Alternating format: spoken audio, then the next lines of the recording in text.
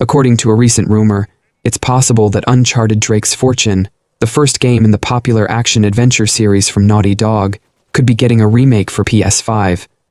Uncharted Drake's Fortune was first released in 2007 as a PlayStation 3 exclusive.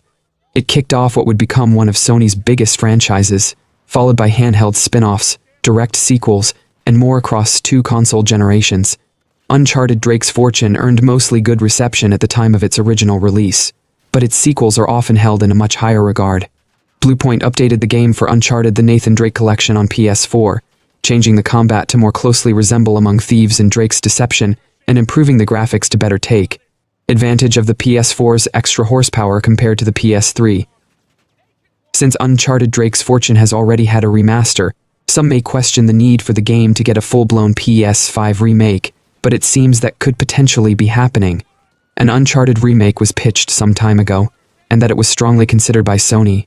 If an Uncharted remake does see the light of day on PS5, one has to wonder which studio would be put in charge of such a project. Remakes and remasters of Naughty Dog's games have been outsourced to other studios before, like with Bluepoint making Uncharted: The Nathan Drake Collection. Visual Arts with The Last of Us Part 1 remake, but Naughty Dog has also led the way on these things itself at times, like it did with the recently released Last of Us Part 2 remastered. While it's possible Naughty Dog would work on an Uncharted 1 remake, it seems like the studio probably has its hands too full. Rumors have persisted that Naughty Dog has a new IP in the works, and that it could potentially be the next game from the developer. Not only that, but The Last of Us Part 3 was recently teased to be in the pipeline, though fans shouldn't expect to see anything about the game for quite some time to come. The good news is that Uncharted 1 is getting a remake, and can be improved a lot from the original to make it stand among its better sequels. Speaking of remakes, classic 90s horror beat-em-up game Night Slashers is coming soon to PlayStation, Xbox, and Switch platforms as Night Slashers Remake. Forever Entertainment and Storm Trident plan to bring Night Slashers Remake to PC alongside consoles as well, and several new features and improvements for the remake were revealed.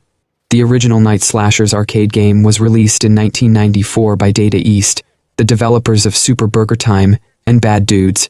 Night Slashers features 7 unique stages, which are divided into multiple sections full of horrifying creatures to defeat.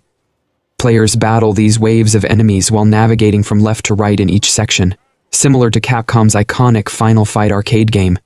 A challenging boss awaits at the end of each level, with victory allowing the player to advance to the next level. Night Slashers Remake is coming to PlayStation, Xbox Series, Nintendo Switch, and PC with a variety of new features and quality-of-life improvements. Firstly, the fan-favorite arcade beat-em-up will receive an expanded roster of playable characters in the remake, which may be used in a team with up to 4 players. The game's character selection screen received an overhaul for the remake with all new character artwork and a preview of each character's animations. The combat system has improved mechanics and increased responsiveness, and visual effects have been updated with a variety of new elements, including dynamic lighting and enhanced blood splatter. These effects may be seen in Forever Entertainment's multiplayer teaser trailer for the remake. Alongside the graphical and gameplay improvements, Night Slashers Remake will give players the option to select the classic soundtrack or the new soundtrack from the settings menu. The remake's soundtrack features newly arranged music that offers a modern-day experience for newcomers and returning players alike.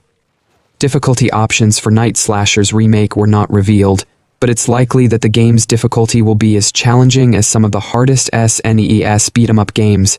Those eager for more information may now wishlist the game on Steam to be notified of future updates leading up to the launch of Night Slashers Remake, which currently doesn't have a release date.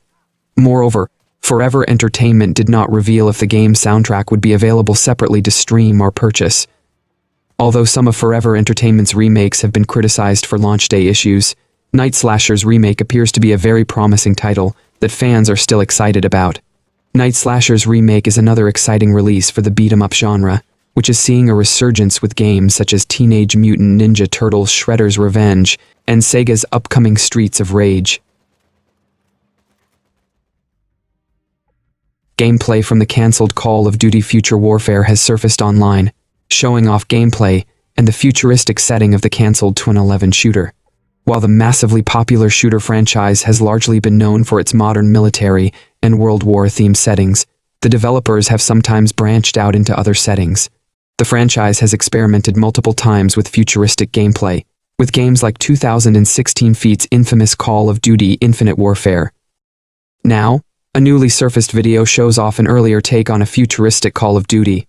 The early 2010s saw multiple games from the long-running Call of Duty try out futuristic settings, in lieu of the franchise's traditional gameplay. Call of Duty Ghosts kicked off the series' foray into science fiction settings, followed up by the previously mentioned Advanced Warfare and Infinite Warfare. Infinite Warfare saw particularly strong backlash from fans, with many growing tired of the franchise's extended stay in future settings. Now, a new leak has suggested Call of Duty could have gone to the future even earlier. A recently surfaced clip from Neversoft's Call of Duty Future Warfare, also dubbed NX1, shows off gameplay from the cancelled Call of Duty sequel. The short video shows off a campaign set on a lunar base, with the protagonist fleeing from an incoming attacker. The trailer shows off multiple elements of the moon-based combat, including windows being shattered and causing explosive decompression. The Neversoft Call of Duty reportedly would have taken the place of the later released Call of Duty Ghosts, with Neversoft folding into Infinity Ward in 2014. Replies to the post from developer Brian Bright also reveal more details about the cancelled Call of Duty Future Warfare. The shooter reportedly would have featured remastered versions of multiple maps from older Call of Duty games, including fan favorites like Afghan and Terminal. According to Bright, the moon-based assault mission shown in the video was used as a chance for the team to learn the game's engine and experiment with zero-gravity combat. Bright also offered a humorous anecdote from Neversoft, claiming the studio is making Guitar Hero games using the Tony Hawk's Pro Skater engine.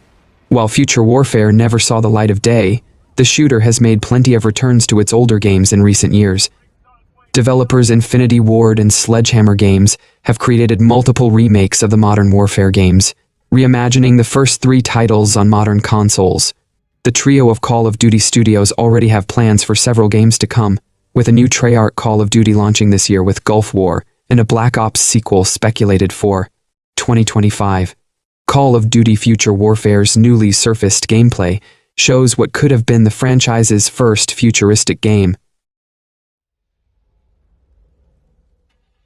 A new Burnout game could be in the works, according to a tease from Burnout Paradise remastered developer Stellar Entertainment. The studio is currently working on a new arcade racing game project that could be the first brand new Burnout game in over a decade. The Burnout franchise is a beloved arcade racing game franchise for its high-speed, vehicular combat that rewards players for slamming into rival cars and performing various takedowns while attempting to finish in first place. The takedown component was introduced in 2004 Feat's Burnout 3 takedown game, which is one of the most revered entries in the series. Developer Criterion Games would continue to improve the takedown mechanic and offer enticing new ways to play Burnout in Burnout Revenge and Burnout Paradise, with the latter being remastered by Stellar Entertainment. While Criterion supports EA proper with the development of Battlefield and Need for Speed projects, it appears that Stellar Entertainment may have been handed the reins to the Burnout franchise. Stellar Entertainment could be working on a new Burnout game, with the studio's recent tweet and official website both teasing a major racing game that's currently in development. On Twitter, Stellar Entertainment shares some insider intel about a new game that could see players rear-ended, and the studio jokingly remarks that its bosses haven't issued any takedowns. The studio's remarks reference the high-speed racing, collisions, and takedowns of the iconic Burnout franchise, and many Burnout fans on Twitter are excited about the possibility of a new entry in the series. The tweet also confirms that Stellar Entertainment is still hiring for the new game, with its official website reiterating that the new game is a new AAA arcade racing game. Although Stellar Entertainment did not elaborate about the new racing game on Twitter, the official website confirms that it will be available for current-gen consoles and PC. The new title is being developed in Unreal Engine, and Stellar Entertainment is hiring employees for its United Kingdom and Netherlands offices. Stellar Entertainment aims to develop a game that disrupts the racing scene, so it's unlikely that the project is related to the Need for Speed series. Criterion Games is not working on a new Burnout game, but fans may feel confident in Stellar Entertainment due to its prior experience with the Need for Speed franchise and Burnout Paradise. Remastered. Apart from a new Burnout game, a remake of Burnout 3 Takedown appears to be the most requested title from the community, with many fans still holding the game in high regard nearly 2 decades later. There is another leak That Need for Speed Most Wanted remake is being worked at EA, which I dived into in one of my previous video. Definitely check that out. Death Stranding 2 on the beach will take place on a different continent than the previous game, Hideo Kojima has revealed. The famous video game designer confirmed this detail about his upcoming PlayStation exclusive as part of a recent interview that also saw him disclose some other information about Death Stranding 2. The sequel to the 2019 PlayStation console exclusive was first announced in late 2022 at the Game Awards. Over a year later, Death Stranding 2 was treated to a wild new trailer, nearly 10 minutes long, that confirmed its official title and some story details. The video also suggested that the game would take Sam Porter Bridges to an entirely new location. Kojima has now definitely confirmed that in a recent video interview posted on his company's YouTube channel. This is a different continent, the industry veteran noted around the 12:52 mark. Although Kojima did not outright name the continent where the game takes place, he did elaborate on his remark and revealed one new lore detail in the process. The upcoming action-adventure will see Sam expand Death Stranding's chiral network as a member of a private organization. That's because the denizens of the unnamed continent on which the next game takes place could consider any local operation by the United Cities of America, UCA, as an act of invasion. Kojima also mentioned that the exploration team this mysterious entity will be sending will be led by La Sedu's Fragile, one of the returning characters in Death Stranding 2. She's no longer her weak self from the past, the director remarked, before moving on to explain how the upcoming game will feature real-time terrain change like floods, forest fires, and earthquakes. The interview also saw Kojima confirm that the monstrosity shaped like a giant, creepy crab that can be seen slashing at Sam around the 4:30 mark in the January 31 trailer was another BT, like some fans had suspected. Looking at the geography showcased in the latest Death Stranding 2 trailer doesn't really help narrow down the list of its potential settings, even when Kojima's recent hint is taken into account. For example, Sam can be seen trekking through a massive arid desert at one point during the video, but those exist on every continent and could still exist in the game's post-apocalyptic version of Antarctica. Likewise, the landmarks showcased in the video are completely alien, much like those from Death Stranding. Aside from being set on a new continent, the setting of Death Stranding 2 may also be different in terms of human-made environments on offer. Namely, both its 2022 and 2024 trailers suggested that the upcoming game, which is currently targeting a 2025 release, will feature more indoor locations than its predecessor. Kojima Productions released a brand new HideoTube episode, wherein the eponymous developer explains that his relationship with Guillermo del Toro saved his life. The Kojima Helm Studio is working on a minimum of 3 projects currently: Death Stranding 2 on the beach, OD, and a new espionage game codenamed Fizzant. Kojima touches on these 3 new Kojima Productions projects, in addition to his creative process and personal life, in the HideoTube episode. Hideo Kojima and filmmaker Guillermo del Toro have had a working relationship since the days of PT and the swiftly cancelled Silent Hills. Though the pair never got to realize their disturbing horror title, they would go on to work together in Death Stranding, with del Toro lending his likeness to the character of Deadman. It's unclear whether del Toro will be involved in Death Stranding 2, but it would appear that the 2 creators maintained a friendship following the release of the first game. That friendship may have been instrumental in the future of Kojima's career. When speaking about his upcoming Metal Gear Solid competitor in the most recent HideoTube episode, Kojima touches on a difficult period of his life. He says that he fell ill in 2020, to the point where he considered leaving game development altogether, possibly to pursue filmmaking. At the same time, Kojima says he was conflicted, stating that leaving Kojima Productions would cause it to collapse. When he spoke to del Toro about this, the director told him, "Hideo, what you're making is already a movie. Keep going as you are." Kojima credits these words with saving him, encouraging him to continue his various projects. Kojima's love for film is evident, not only in his frequent collaborations with directors like George Miller, del Toro, Jordan Peele, and Nicholas Winding Refn, but in his overall approach to cinematic storytelling in games. Indeed, many fans have wondered why Kojima hasn't made his own movie yet, as he is clearly inspired by the medium. At the same time, Kojima is vocal about his goals to merge film and gaming, describing both Fizzant and OD as a blend of both mediums. In light of this, It makes sense that Del Toro's encouraging comments would galvanize him. It doesn't look like Kojima is looking to get out of game development anytime soon.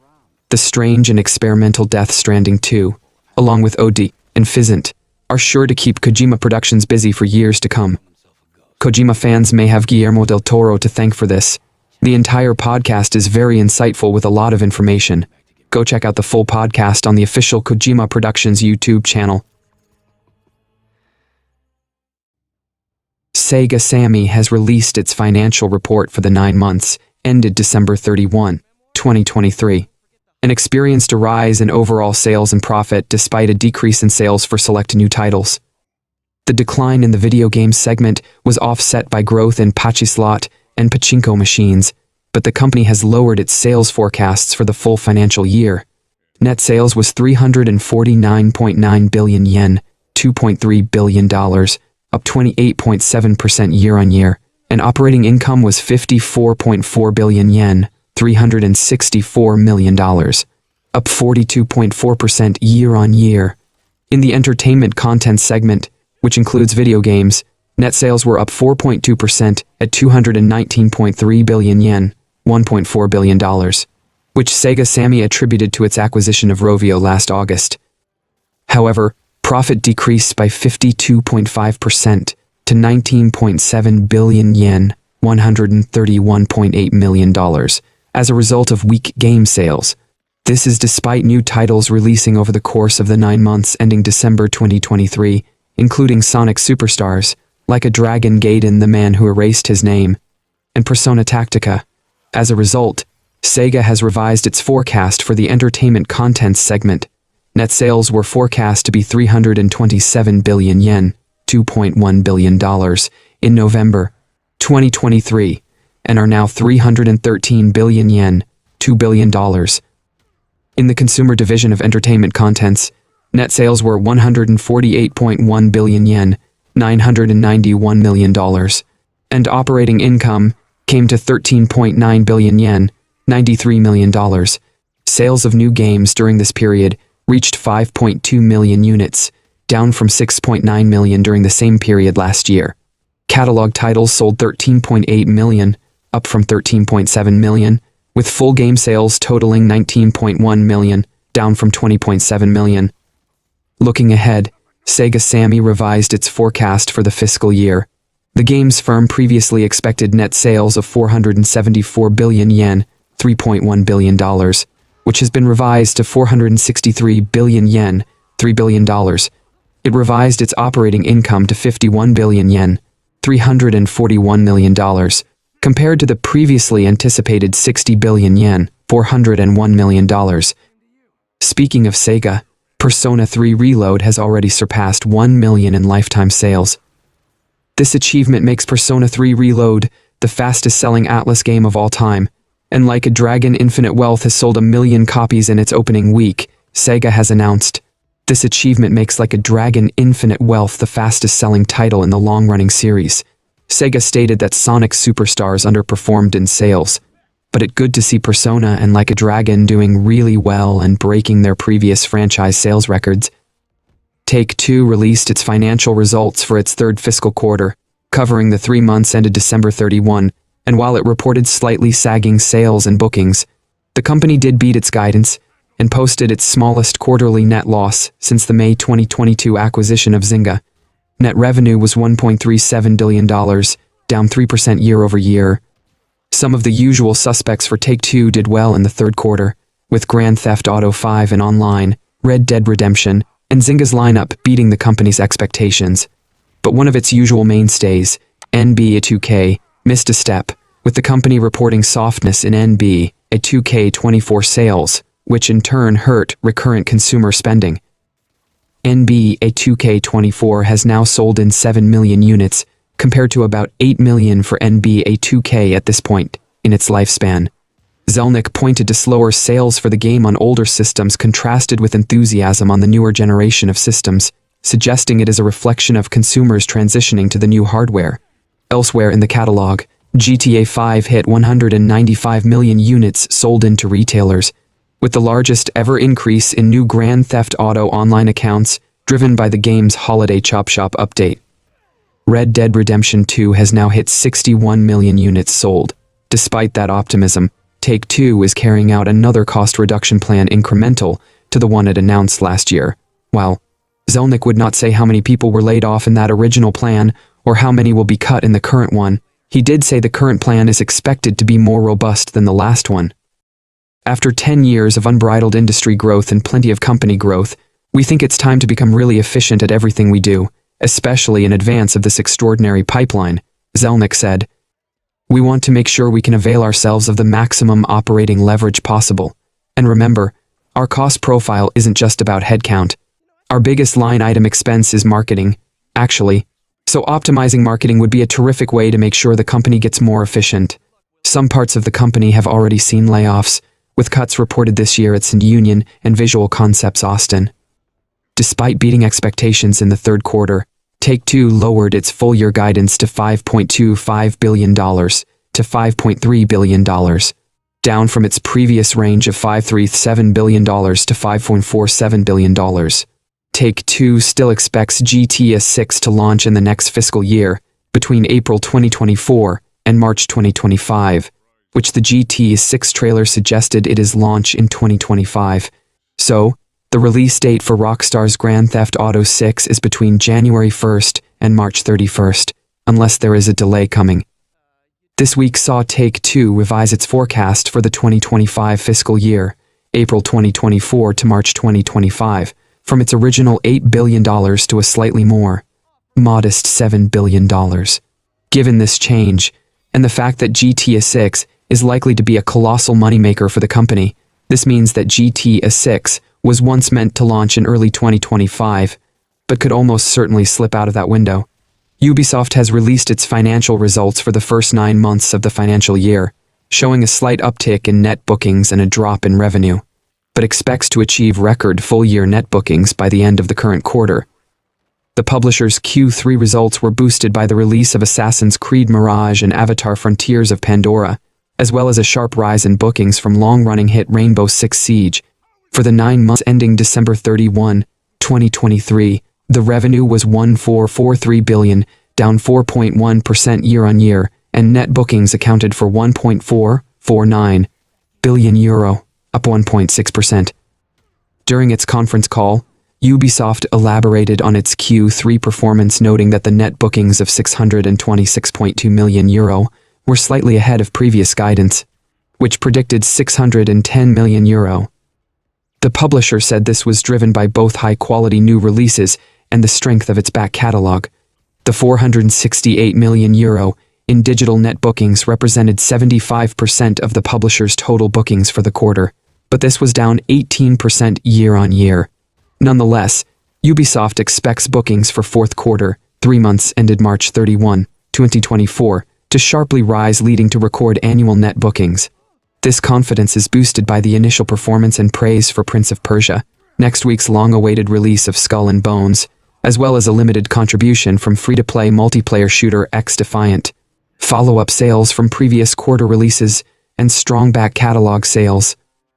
Looking at the most recent quarter's launches, Assassin's Creed Mirage and Avatar Frontiers of Pandora were cited as key releases, with Ubisoft execs saying the Assassin's Creed franchise outperformed this quarter thanks to the halo effect of Mirage's launch. Older titles also continued to deliver, with September's The Crew Motorfest continuing to outperform the Crew on acquisition, activity, monetization, and net bookings since launch. Meanwhile, the publisher reported a sharp increase in net bookings and playtime growth, with hours played up nearly 60% year-on-year for Rainbow Six Siege. This was described as another remarkable performance in the face of increasing competition in the live service first-person shooter space. Ubisoft reaffirmed full-year target of €400 million non-IFRS, International Financial Reporting Standards, operating income. On the earnings call, CEO Yves Guillemot said, "This quarter provided us with positive momentum and marks the beginning of our turnaround to consistently creating and delivering high-quality, long-lasting games." A recent report made by Insider Gaming indicated that Prince of Persia: The Lost Crown had underwhelming sales. According to the media outlet, it managed to attract only around 300,000 players and gained an estimated revenue of $15 million. The information comes from unnamed Ubisoft employees, who also indicated that the company may have hindered its reputation with its player base, and this resentment could have been reflected in these poor numbers. After these seemingly disappointing sales, it's unclear what the future of the Prince of Persia franchise will be. Before now, the last mainline title in the franchise was Prince of Persia: The Forgotten Sands in 2009, and Ubisoft seems reluctant to put out a new fully 3D game. Prince of Persia: The Lost Crown is one of my favorite games this generation, and it is sad to see it underperforming in sales. I really hope Prince of Persia gets a resurgence, and the title does well long-term, leading to more Prince of Persia experiences. Another title which underperformed in sales is Assassin's Creed Nexus, the VR1. Ubisoft's newest financial report confirmed an official release window for the next Assassin's Creed game, known as Codename Red. The next Assassin's Creed title will be set in feudal Japan and has created significant amounts of hype following previous leaks. Recently, new Assassin's Creed Red leaks made their way onto the internet and claimed that a reveal is coming this May, followed by a gameplay showcase in July at Ubisoft Forward. The leaks also claimed that Assassin's Creed Red would be released in November of this year. Fans weren't entirely sure how much credence they could give to these leaks, but Ubisoft's recent financial report seems to offer them credibility.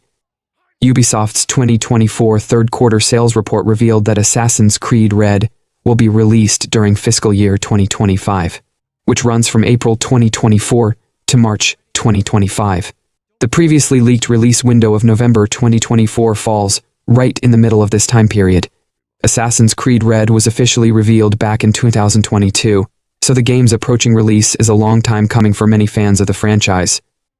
Previous comments from developers revealed that Red will be the first Assassin's Creed to be completely current-gen, which seems to strongly suggest that it won't be released on the Xbox One and PlayStation 4.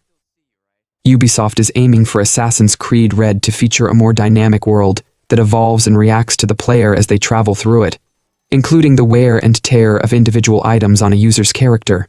Furthermore, Ubisoft previously confirmed that Assassin's Creed Red will receive multiple post-launch expansions, as well as additional post-launch content that can't be revealed yet.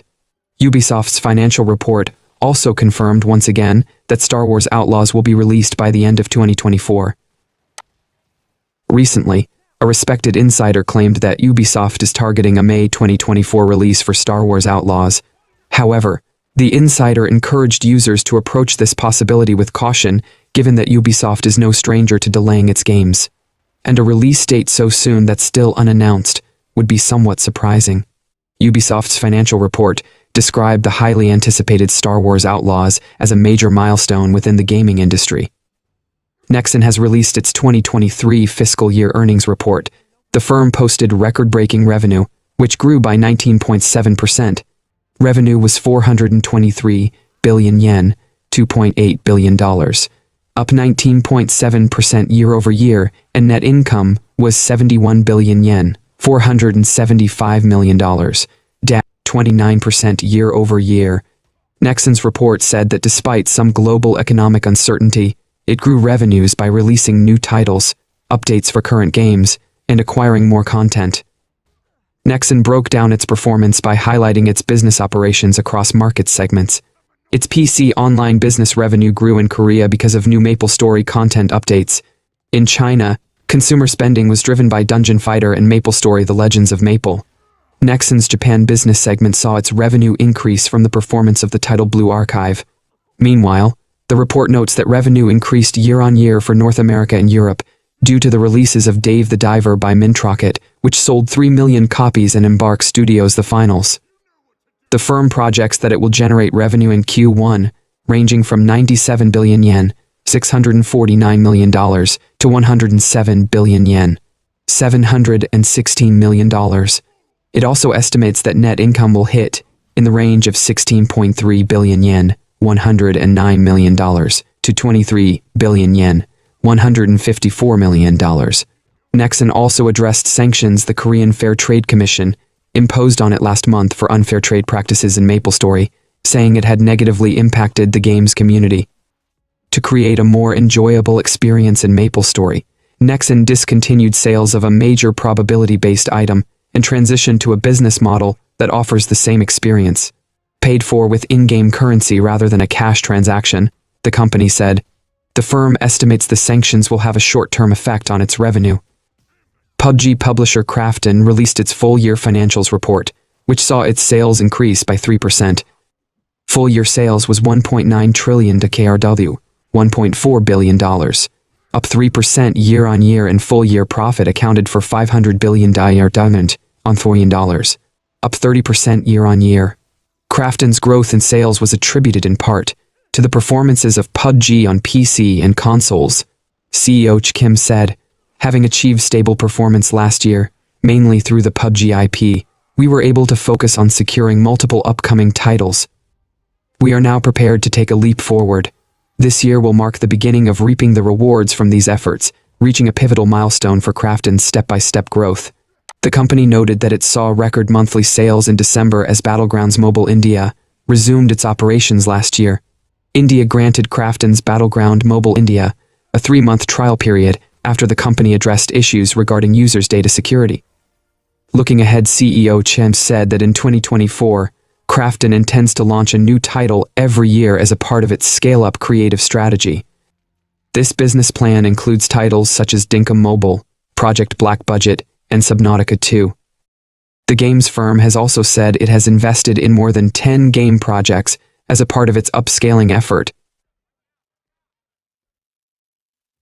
Kadokawa, the parent company of From Software, has released its financial results for the first 9 months of the financial year, showing decrease in revenue and profits. Net sales was 187,024 million yen, which is down 1.4% year-on-year, and operating profit was 13,334 million yen, which is down 31.4% year-on-year. The owners of Elden Ring developers From Software have dampened hopes that long-awaited DLC Shadow of the Erdtree might release in time for its second anniversary this month, despite recent rumors and behind-the-scenes Steam updates indicating otherwise. All we've seen officially of Shadow of the Erdtree is a single teaser image released close to a year ago, a few days after Elden Ring's first anniversary on February 25th. The announcement confirmed a name, the fact that DLC was in development, and that was about it. Still, the image of what appeared to be Michaela and Torrent riding through a field full of ruins toward the Erdtree was enough to set plenty of theories flying about how an expansion focused on the brother of Millennia, key to much of Elden Ring's lore, might tie into the game. FromSoft themselves have said little since about the expansion, aside from popping up occasionally to assure us that, yes, they're still working on it. In the absence of any official word, committed fans have since unearthed signs that Shadow of the Erdtree's release date might land sometime this month, around the time of Elden Ring's second anniversary. Those signs included the accidental retailer leak of materials for Elden Ring-themed controllers last year, which pointed at their launch in February around the first DLC, as well as passing reference to a potential second major key beat or new game expansion apparently due to follow in 2025. While the product sheet swiftly vanished, the rumors and hopes persisted. An impending release was given additional hope by a back-end update to Elden Ring's Steam release spotted last month, which amended its DLC section with mysterious title SteamDB Unknown App 2,778,580, the first new DLC to appear for the PC version since a digital art book, OST, gesture and guide were added largely around the time of its original release.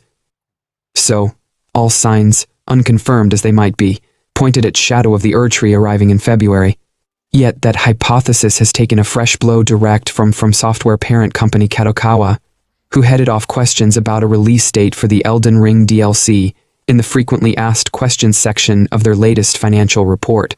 Responding directly to a query about the development status for Elden Ring DLC, Kadokawa confirmed yet again that we are currently working hard on the development of DLC for Elden Ring, but went on to add that we have not announced a release date at this time. So no new news, then. Based on a recent trademark filing change, Elden Ring is now wholly owned by From Software instead of being shared with Bandai Namco Entertainment.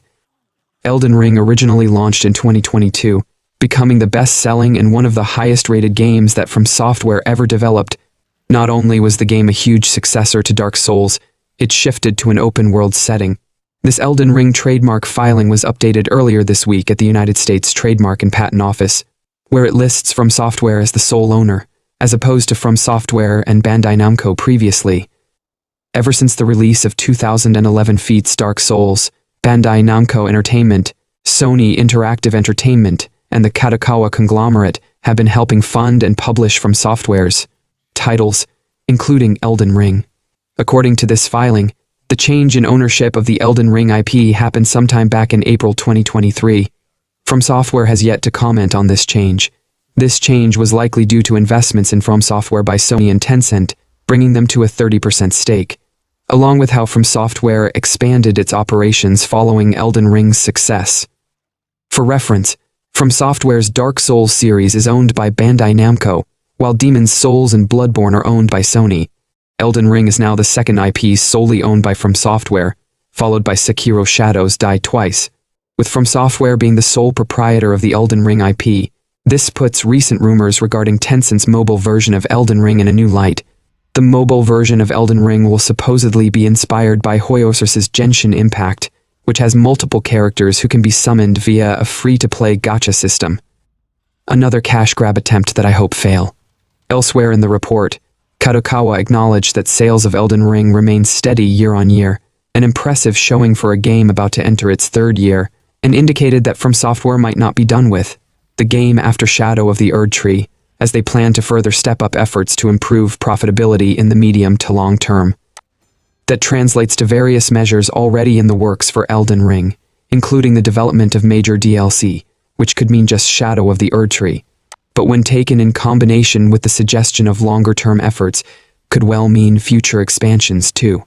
We'll presumably find out more once Shadow of the Erd Tree finally arrives, though that may now be a little later than we've recently assumed. Kadokawa Corporation, the parent company of renowned game maker From Software, has secured Octopath Traveler code developer Acquire as a subsidiary. The media conglomerate hopes the acquisition will promote collaboration between its studios, as well as strengthen key areas in its overall gaming strategy. Acquire, which was founded in 1994, initially focused on churning out games for Sony's PlayStation consoles and the PC, but the studio would later work on titles for other systems and mobile platforms. In recent memory, Acquire is better known for co-developing the Octopath Traveler RPG series with Square Enix. With its wealth of knowledge and experience in game development and publishing, it should come as no surprise that Acquire attracted the attention of a media giant like Kadokawa Corporation. Kadokawa Corporation explained that it turned Acquire into a wholly owned subsidiary, partly because it hoped such a move would generate synergies with its other game-related subsidiaries. Dwango, the media company that owns developer Spike Chunsoft of Dragon Quest and Danganronpa fame, is also a subsidiary of Kadokawa Corporation. Spike Chunsoft, which specializes in adventure games, RPGs, and visual novels, worked on the Danganronpa spiritual successor Master Detective Archives Raincode that came out last June. In addition to developing games, Spike Chunsoft also publishes them, and it helped bring high-profile Western-developed games like Baldur's Gate 3, Cyberpunk, Metro Exodus, Disco Elysium, and The Witcher 3 Wild Hunt to the Japanese market.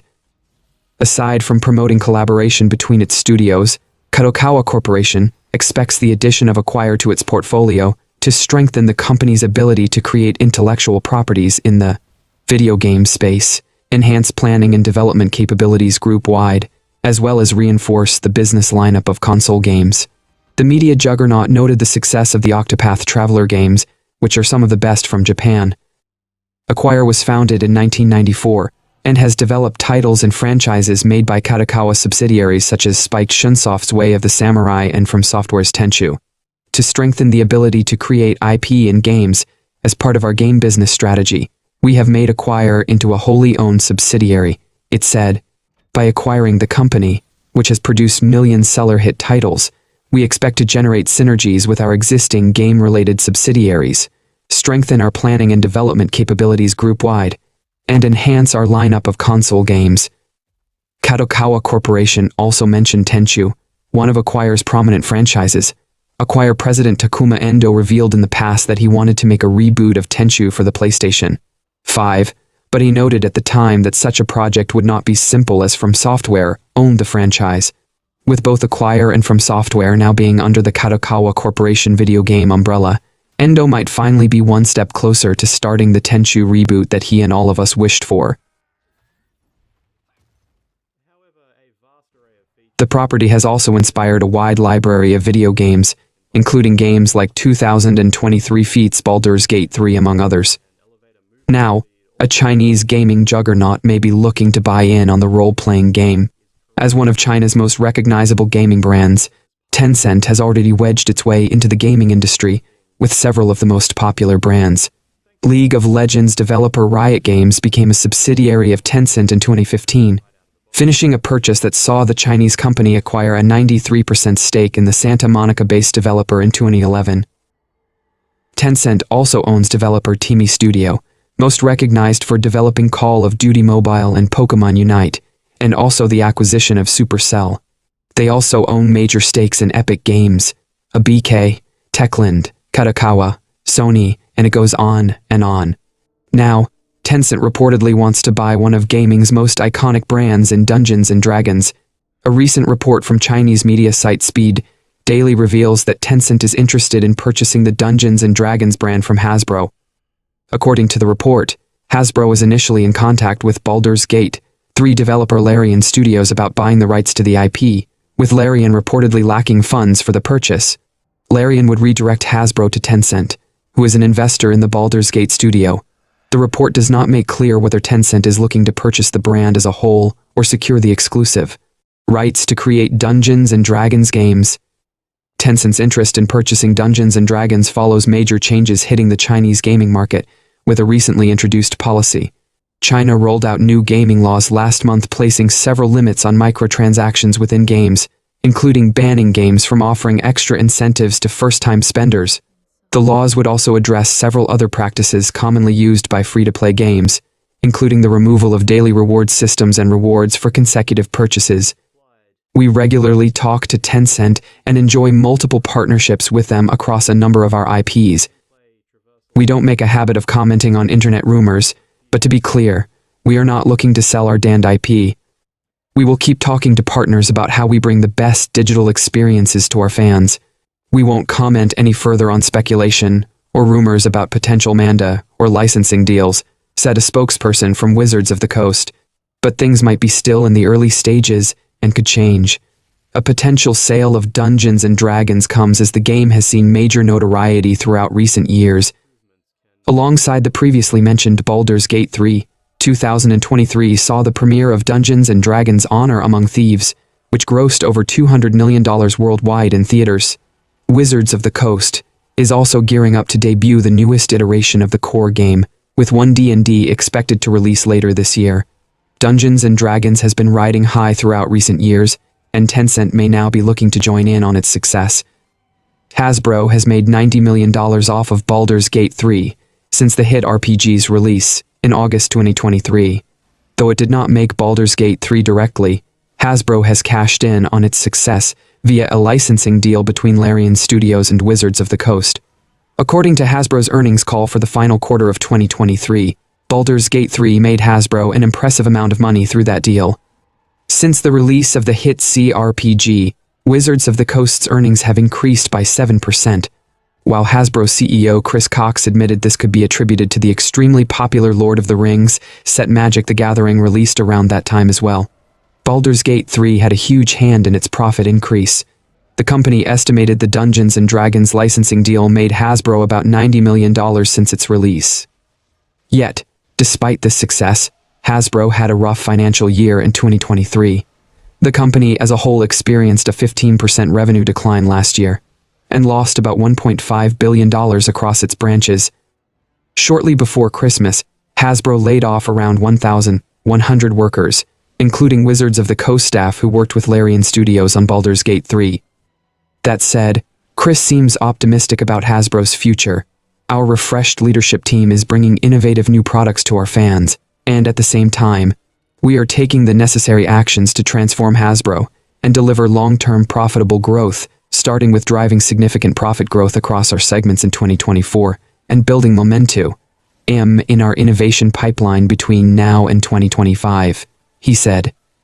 It is no exaggeration to say Dungeons & Dragons has been on the rise. The rising popularity of Critical Role, up to and including The Legend of Vox Machina, has brought a great deal of attention to it, and Stranger Things helped bring Dand to mainstream media. Baldur's Gate 3 served to add more fuel to the fire, so it is not a stretch of the imagination to think its success brought Dungeons & Dragons even more revenue purely through interest.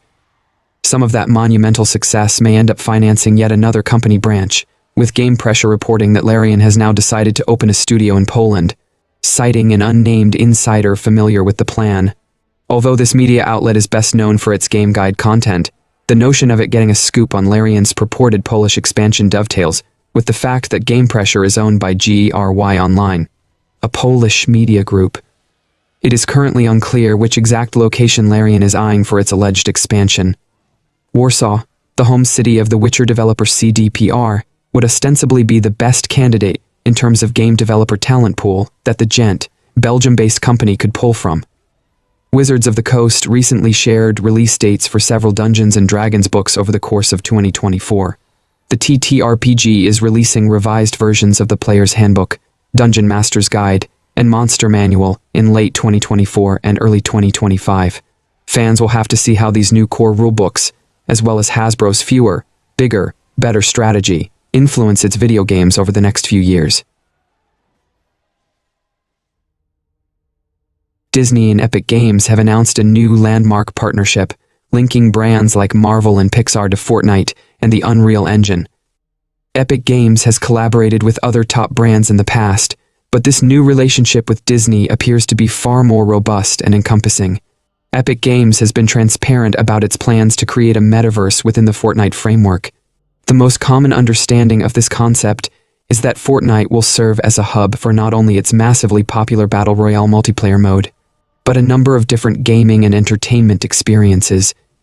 Examples of this more synergistic and multifaceted approach to Fortnite can be seen in the game's multiple virtual concerts and the more recent Fortnite Festival, which brought Harmonix's once ubiquitous rock band to the game. LEGO Fortnite and Rocket Racing are additional instances of Epic expanding Fortnite into more of a virtual world rather than a traditional multiplayer game. Disney and Epic have issued a joint statement announcing a new partnership, further bolstering this metaverse initiative. Though Epic Games has collaborated with Disney-owned brands like Marvel and Star Wars through Fortnite skins and in-game events, the relationship between the two companies will now be more official. As Disney has invested $1.5 billion to acquire an equity stake in Epic, Disney CEO Robert Iger describes this new partnership as the first step in creating a transformational new games and entertainment universe. Iger also noted that investing in Epic Games marks Disney's biggest entry ever into the world of games and offers significant opportunities for growth and expansion. Disney's considerable investment in Epic Games is a significant step for the entertainment conglomerate. Though Disney has licensed its IP for games like Kingdom Hearts and Marvel's Spider-Man, these projects have always been outsourced. With major entertainment companies like Netflix and Amazon investing heavily in internal game development, many have wondered when Disney would take a similar step. And although this partnership with Epic isn't the same as the company opening its own in-house studio, it's perhaps the next Disney initiative. Disney and Epic describe the project as a open, persistent, social universe. It will be a games experience, but also offer the ability for fans to watch, shop, and engage with content. Characters and stories from across Disney's portfolio, including Pixar, Star Wars, Marvel, and Avatar brands.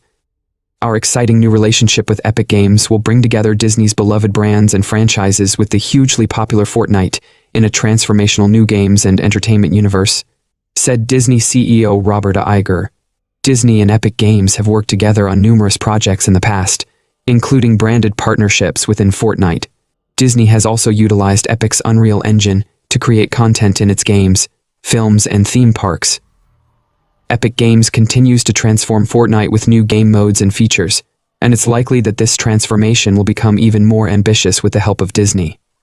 It's impossible to know exactly what this partnership will yield, but Fortnite fans can likely expect to see, at the very least, a significant increase in crossover content from brands like Marvel, Star Wars, Avatar, and Pixar. The development studios behind hit Dead Cells have announced that they will be stepping back from further post-launch updates for the game. In the years since its release, Dead Cells received multiple updates and add-ons, keeping the game in players' minds on their playlists long after they had exhausted the original game's content. The recent being the crossover with Castlevania. Dead Cells first launched in 2018 on PC after spending time in Steam's Early Access program, while developer Motion Twin refined its action platformer gameplay.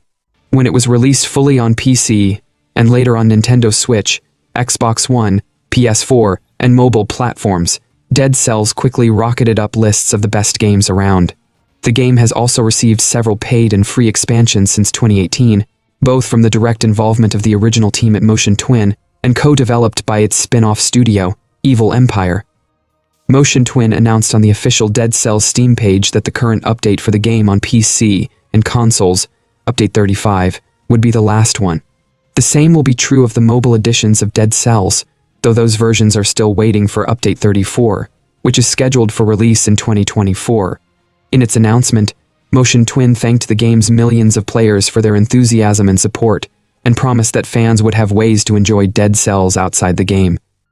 The announcement referred to the ongoing production of a Dead Cells animated series, the creation of a board game adaptation, and more. Motion Twin even hinted that the beheaded, Dead Cells player character will cross over with some other piece of media in the future. Motion Twin said it is looking into solutions to handle issues like bug fixes and other issues across all platforms, as it works on its current project, called Windblown. Evil Empire, co-developer of Dead Cells since 2019, confirmed Motion Twin's announcement, as well. It released its own statement on the matter via its official Twitter account. Evil Empire thanked the Dead Cells community for its support and feedback, and thanked Motion Twin for trusting Evil Empire with their baby for so long. Evil Empire was founded in 2019 to help develop add-ons for Dead Cells such as the Return to Castlevania DLC after the core group at Motion Twin chose to focus on new projects. With the end of post-release support for Dead Cells, Evil Empire will be working on new, unannounced original titles. Former Dead Cells lead designer Sébastien Bernard took to the game's Discord to heavily criticize Motion Twin's decision to stop updating Dead Cells. Bernard condemned the studio's actions as the worst imaginable move against Dead Cells and Evil Empire. He shed light on undisclosed tensions and disagreements brewing behind the scenes, painting a picture of a studio driven by greed and disregard for its loyal player base.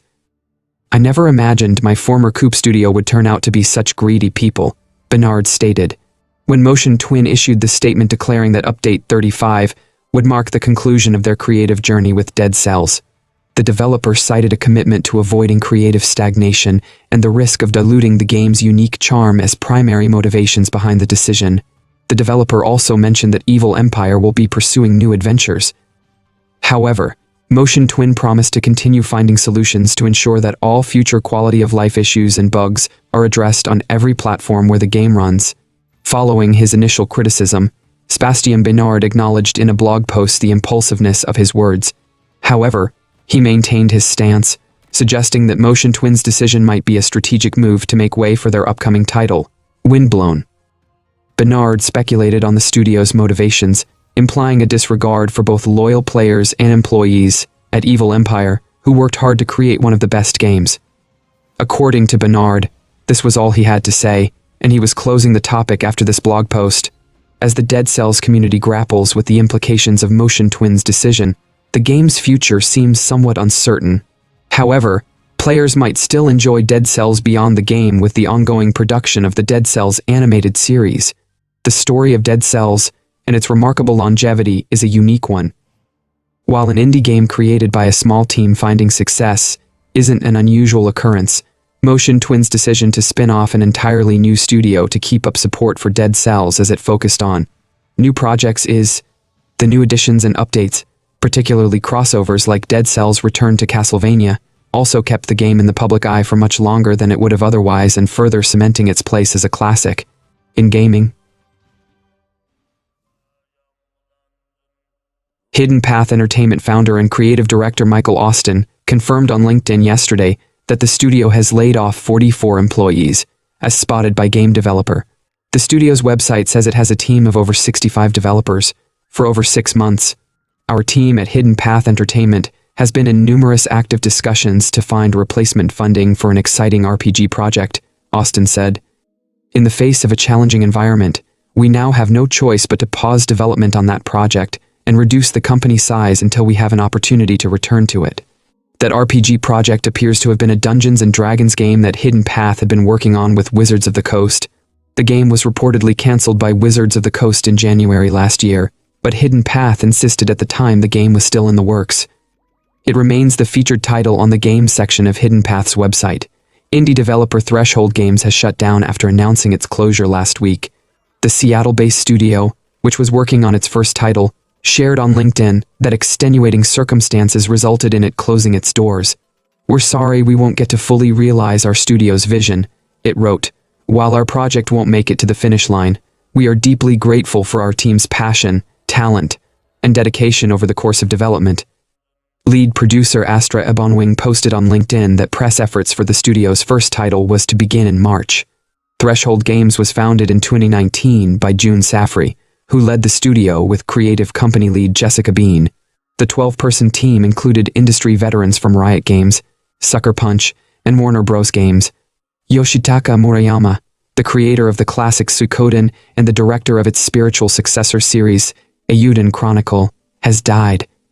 He had apparently been fighting an unspecified illness, which led to his untimely passing in the middle of the development of Eiyuden Chronicle 100 Heroes. Murayama created Suikoden, which launched for the PlayStation in 1995.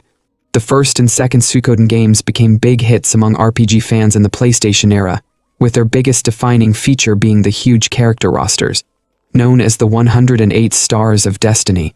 This concept was based on the ancient Chinese novel Water Margin, which involved historical figure Song Jiang and his band of 108 outlaws who rebelled against the government.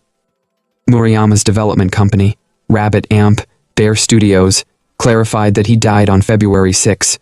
Eiyuden Chronicle was funded by a Kickstarter campaign in 2020, raising 481 million yen, $3.2 million. A prologue titled Eiyuden Chronicle Rising was released in May 2022. Murayama's career began in 1995 when creating Konami's RPG Suikoden.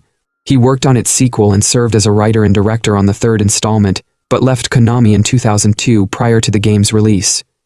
He founded Blue Moon Studio soon after, developing third-person shooter, Bullets, which debuted in 2005. Murayama then pivoted to freelance work between 2006 and 2017, during which he worked as a writer on Asmic Ace Entertainment's Tenchu Gakuin Gensoroku and Cattle Calls The Alliance Alive. He and his team were still hard at work on Eiyuden Chronicle 100 Heroes, which had begun development back in 2020 after it was successfully funded by Suikoden fans on Kickstarter. Despite the unfortunate circumstances, the team stated that they would continue their commitment to finishing the game and achieving Murayama's dream. In the meantime, longtime fans can look forward to reliving the glory days of Murayama's past creations. They can start with Eiyuden Chronicle Rising, the first game in the new series released back in 2022. While it does its own thing as a side-scrolling action RPG, as the spiritual successor to Suikoden, it still brings back familiar elements from the original series. And for those who want to play the original games, the first two Suikoden titles are still available on the PS3 via PSN. Konami plans to release an HD remaster of Suikoden 1 and 2 on the PS4, Xbox One, PC, and Switch, but the titles have encountered some delays after originally being announced for 2023. Beyond the first two games, the rest of the Suikoden series is also worth playing, especially for JRPG enthusiasts looking to explore some deeper cuts they may not have encountered before. Despite the relatively inconsistent quality of the titles in the franchise, they're still well regarded by series fans as some of the best in the genre. While they're on old consoles like the PS2 and PS3, some of the latter games are worth checking out and playing for those able to get their hands on them. Former World of Warcraft narrative director Steve Danuser recently confirmed he left Blizzard in November 2023 over remote work concerns and due to the desire for a change of pace. After months of radio silence from the story dev, World of Warcraft fans finally have an answer on Danuser's status with the company. Steve Danuser has been writing stories for World of Warcraft since 2015 as a senior narrative designer, but he became narrative director after the infamous Alex Afrasiabi took his leave in 2020. His hand guided the narrative through the end of battle for Azeroth, as well as the bulk of Shadowlands and Dragonflight. However, after the return of Chris Metzen as World of Warcraft's creative director in September 2023, little had been heard from Danuser. leading some to wonder if he had left the company. This speculation was further fueled when fans discovered his LinkedIn profile, which indicated he was no longer with Blizzard. Now, Danuser has confirmed he departed from the company last November and clarified the reason behind it. Danuser, who lives in Minneapolis, St. Paul, said his desire to continue remote work was a big reason, considering his distance from the Blizzard campus in Irvine, California. That said, he also left the company due to a growing desire for new scenery. Wanting to continue working remotely was a factor, as I'm a big believer in the effectiveness of online team collaboration, Danuser told PC Gamer in a recent interview. But 8 years is a long time to work on a single game, and while helping to architect WoW's story direction for the next several years was challenging and rewarding, more and more lately, I've felt the itch to stretch my creativity in new directions. At the moment, Danuser has nothing to share about his future plans. I was fortunate enough to be able to relax and recharge over the holiday season, he said. As for what's next, I am not announcing anything yet, but I look forward to exciting things in 2024. With his tenure at Blizzard over, and the full scope of Danuser's influence on World of Warcraft now evident, fans of his work will have to see what is next in store for the game developer. Disco Elysium developer ZAUM is reportedly planning to lay off 24 employees, in addition to canceling a project codenamed X7. As reported by Sports Illustrated's GLHF, sources said ZAUM CEO Ilmar Kompas informed staff in a message that reportedly said that this included the team working on X7 and non-development teams. According to another message sent to staff and seen by GLHF, writers, engineers, artists, production, and animation were also listed as being at risk of redundancy. Sources allege that X7 was a Disco Elysium expansion, which ZAUM president Ed Tomaszewski reportedly said was 1 to 2 years away from completion during a call with staff. The gaming industry for developers is fucked up right now, and without the developers there is no games. And that's all for the video, ladies and gentlemen. Like and share the video for a greater audience. Comment your thoughts on the topics, and donations are always appreciated. Subscribe to the channel and click the bell icon, and until then, from SMPV, it's goodbye.